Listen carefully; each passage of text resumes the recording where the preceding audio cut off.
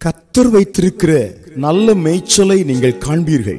புல்லுள்ள இடங்களிலே உங்களை அவர் நடத்தி சென்று உங்கள் வாழ்க்கையை செழிப்பாக்குவார். சங்கீதம் 37:3 கர்த்தரை நம்பி நன்மை செய், தேசத்தில் குடியிருந்து சத்தியத்தை மேய்ந்து கொள். அன்புக்குரியவர்களே, நம் வாழ்க்கை சேமமாயிருப்பதற்கு ஆண்டவர் இங்கு 4 வாக்குத்தத்தங்களை நமக்கு தருகின்றார்.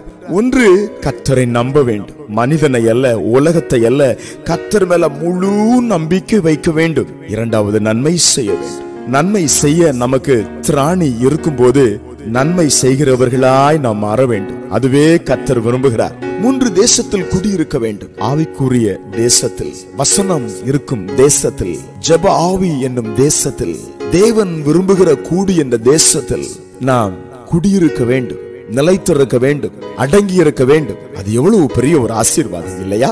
4, சத்தியத்தை சாப்பிட வேண்டுமா? சத்தியத்தை மேய்ந்து கொள்ள வேண்டுமா? ஹல்லேலூயா.